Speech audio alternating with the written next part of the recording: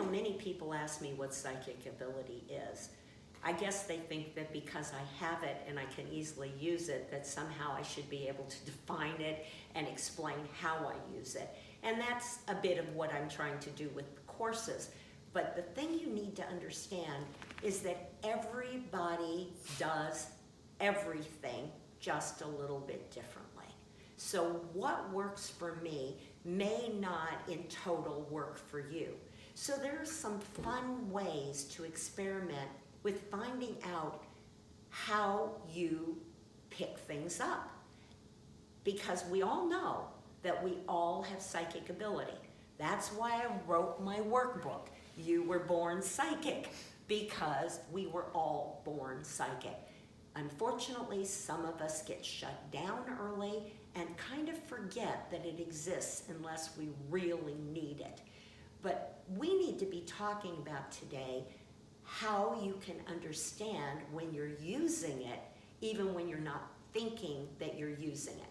So all of you that are mothers, I'm sure, will recognize that we have instincts about our children, that we just kind of know when something's off with them. Well, what is that kind of knowing? That's another way of saying you are clairvoyant or precognitive or empathetic enough to be able to feel what's going on in another person, and that you can prevent maybe a little bit of a catastrophe by that forewarning. Another thing that people say all the time is, I just didn't feel good with that person. Well, why? What is that you just didn't feel good with that person? So when you hear yourself saying you feel a lot, what that means is you're an empath. That means you get your information through kinesthetic or feeling function. But there are also people, I had a husband that claimed that somehow he would just see things playing out in his mind like he was watching a movie. And that's true clairvoyance. Other people might have dreams where they have these interesting scenarios that happen in their dreams that later manifest in reality. And that's precognition. So when you function from the I think place, that makes it very difficult to feel or accept in metaphysical ability. Because when you think things through, you're tearing it apart and you're losing the essence of what you're getting. You are attempting to use logic, and logic is the antithesis often of empathy. It's not logical to feel sorry for somebody. It's logical to say to them, pick yourself up, do A, do B, do C. But you empathically know that that's not going to work for them. You have that feeling. That has nothing to do with logic.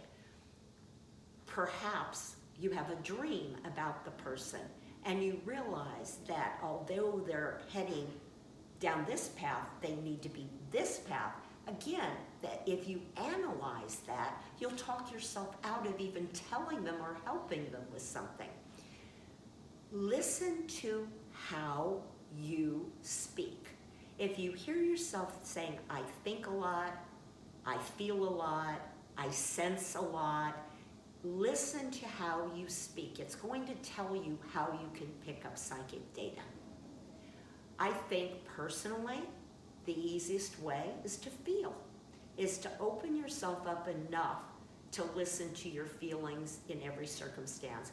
That's being an empath. For me, that's the easiest. For my father, who was an exceedingly visual person, he would literally see things in front of him.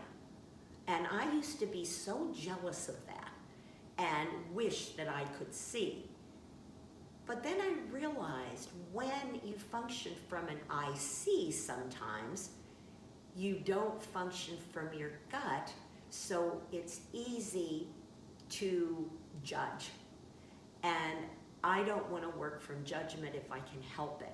So when I'm doing my readings and I'm feeling the empathy for the person, it's pretty darn hard to not like them or judge them because I'm being them for a while. But my father, who could be quite psychic, would always judge what he got. So there we go again. He went into the analytical brain, and thus he could wreck what could be a really good prediction. So play with it. Have a friend and say to them, you know, let's play some psychic games so that we can see how we're perceiving. There is no wrong way. There is no right way. There's no better way. There's your way. And you have to discover what that is, become comfortable with it, and then maybe you can develop other things. More and more, I'm developing the ability to see things, hear things, clairaudience, smell things. Smelling is easy. Whenever a spirit is around, I can smell them first. That's how I know they're there. So that is a wonderful gift, unless it's something you don't want to smell. It's a wonderful gift, but many people don't tie it to psychic ability. All of your senses can be involved with psychic ability. I hear this all the time from people. Oh, that feels right because I got a tingle or a goosebumps or something.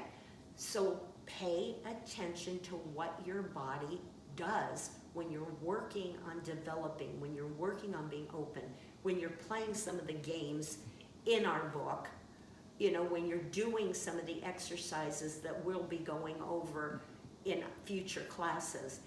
Pay attention to every one of your what you consider natural senses as well as your psychic sense. So make this fun.